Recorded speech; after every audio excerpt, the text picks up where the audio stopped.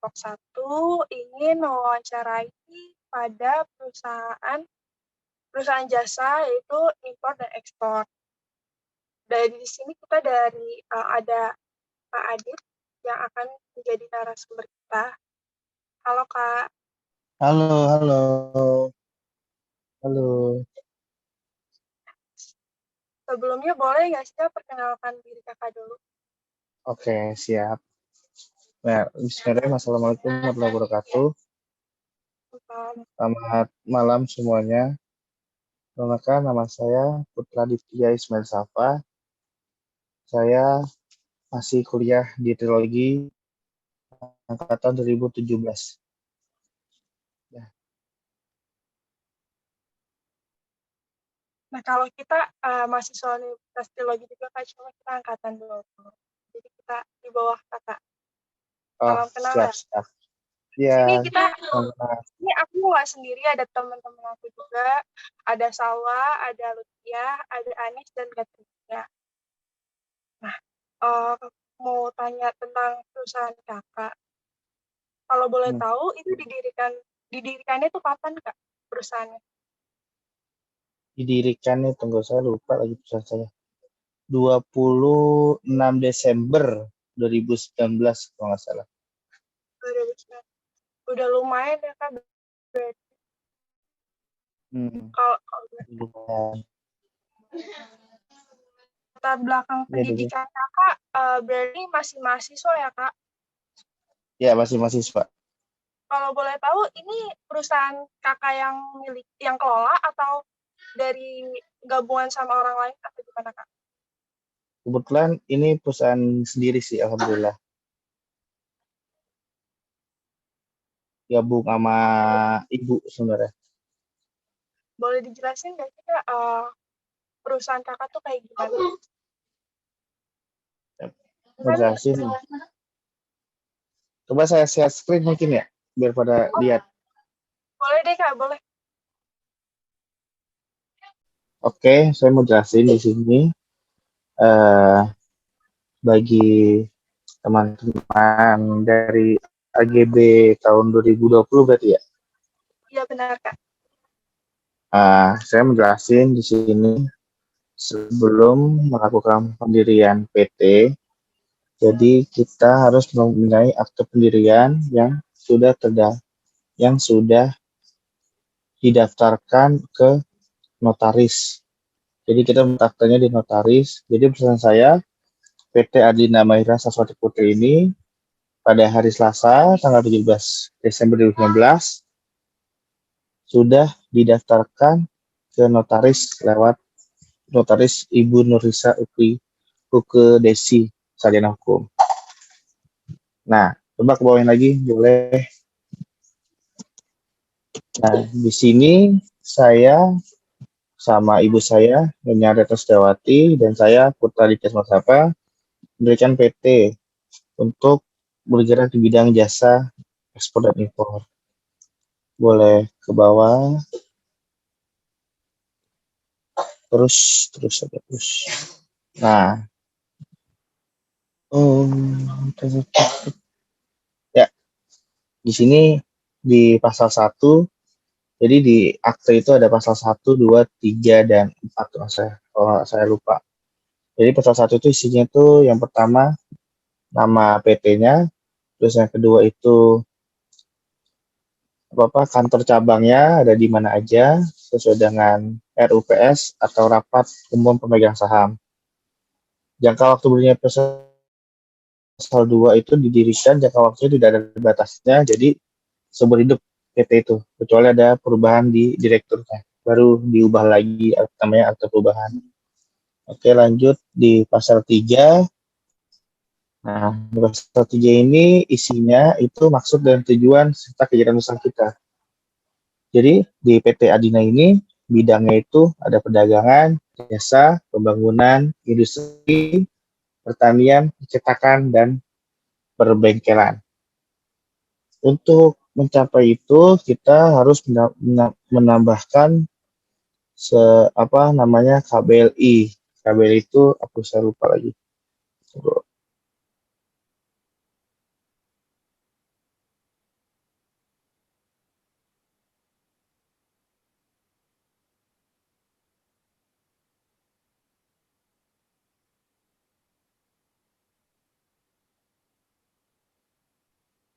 Kalau Adlina ini menjalankan di bidang perdagangan dengan cara ekspor, impor, atau antar pulau dan lokal, serta bertindak sebagai level analisis, supplier, dan grosiran, dan commission house, distributor, agen perwakilan, baik dari dalam. Nah, setelah kita mendapatkan ini, mendapatkan akte pendirian, nanti kita akan mendapatkan SK dari Kemenkumham. Ini fungsinya untuk bahwa kita benar-benar terdaftar oleh di negara kita sendiri PT ini. Jadi tidak main asal-asalan PT-nya. Jadi semua mau itu pelaku usaha mulai asing atau lokal itu harus mendaftarkannya di OSS tersebut agar mendapatkan NIB. Nah, boleh lihat NIB-nya.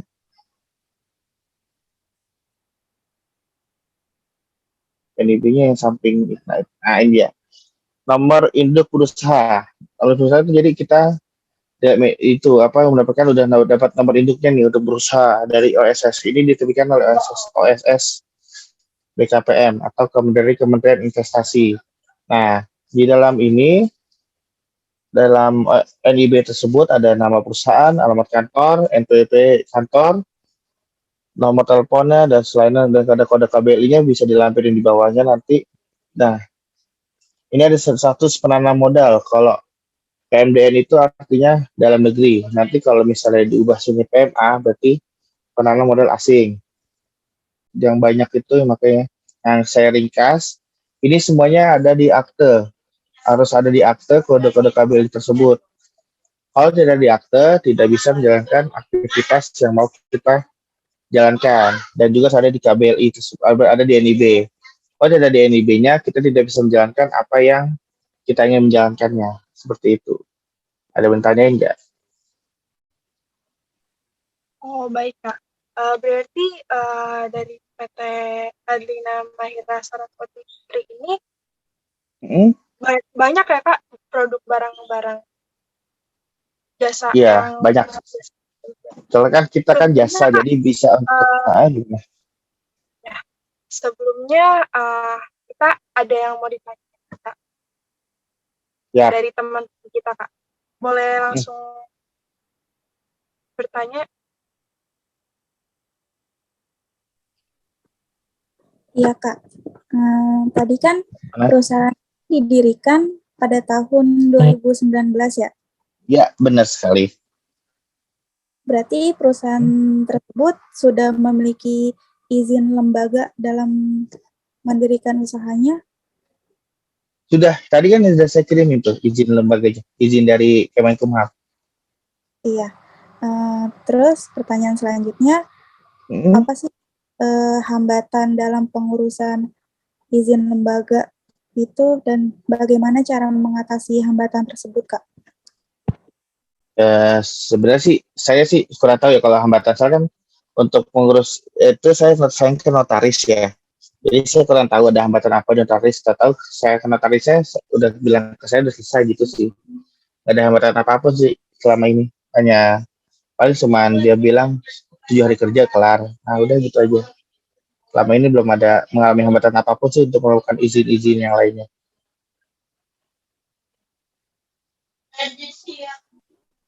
Baik, Kak. Pertanyaan selanjutnya, apakah perusahaan Kakak memiliki kontrak kerjasama dengan lembaga usaha lainnya, Kak? Kerjasama apa nih? Untuk dalam apa nih samanya?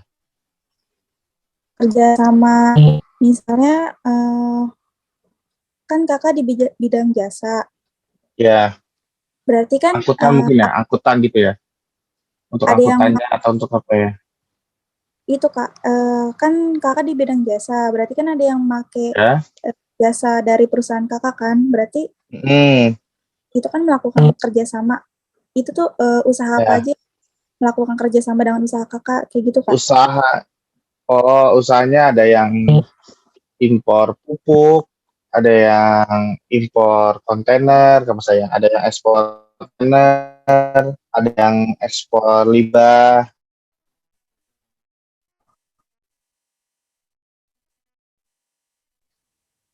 Pertanyaan selanjutnya, dalam kerjasama ada nggak sih, Kak, kontrak kerjasama? Maksudnya bentuk kontraknya atau gimana? Iya, kontrak kerjasamanya kayak kalau misalnya ada apa? Kalau pemutusan kontrak nanti apa resikonya kayak gitu-gitu, Kak? Kontrak kerja atau kerja sama karyawan atau kontrak kerja antar perusahaan-perusahaan? Iya, dari perusahaan ke perusahaan, Kak. Oh, itu sih nggak ada kontrak kerja sama ya. Dia nggak pakai kontrak kerja sama soalnya kan dia pakai kelar gitu. Nanti kalau mau pakai lagi sama kami baru pakai lagi sama kami gitu. Nggak ada kontrak itu selama ini. Paling sama pupuk ada, kalau mau yang pupuk dia sering sama kami, sering gitu pupuk. Tapi yang lainnya Jadi, enggak, jarang. Jadi tergantung mereka mau pakai kita lagi ya kita pakai kita, kalau enggak ya enggak gitu. Jadi kontraknya hanya kontrak sebatas sekali pengiriman dan pengantaran aja seperti itu. oh, baik, Kak. Baik, Kak. Lanjut ke pertanyaan selanjutnya ya, Kak. Ya. Apakah perusahaan memiliki kontrak kerjasama dengan lembaga keuangan untuk meminimalisirkan saat terjadinya kekurangan modal atau kerugian, Kak? Kayak Alhamdulillah misalnya, sih bank-bank gitu ya. baik, Kak. Bank-bank gitu ya. Iya, atau Alhamdulillah koperasi. sih kalau bank ada, tapi alhamdulillah udah lunas kok itu. Kalau bank ada sih, tapi udah lama banget sih. Udah tahun 2000, tahun kemarin lah. Itu dia. Oh, Saya berarti kerja sama salah satu bank negeri. sistemnya pinjam habis itu lunas udah ya, Kak, gitu aja. Iya, seperti itu. Dia nggak ada yang invest. Kerjasama. Nggak ada. Oh, baik, Kak. Nggak ada. Baik. Kemudian ya, selanjutnya apakah perusahaan memiliki kontrak kerja terhadap karyawannya? Ada kontrak kerja, pasti ada dong. Kan kita perusahaan, masa nggak ada kontrak kerja sama karyawan. Wajib ada.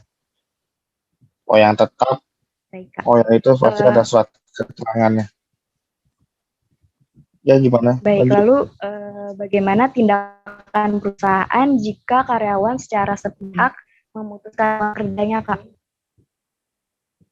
Oh, tindakannya itu di perusahaan kita itu dia adanya kontrak kerja itu dalamnya kan ada perjanjian ya yang berisi bahwa di mana karyawan yang mengundurkan diri atau memutus kontrak kerja secara sepihak akan tidak mendapatkan pesangon. Jika mendapatkan pesangon dipotong untuk membayar penalti, dan itu sesuai dengan nyari kontrak kerja yang ditandatangan karyawan sebelum dia mulai kerja sama kami. Gitu. Baik, terima kasih, Kak. Oke, siap, sama-sama.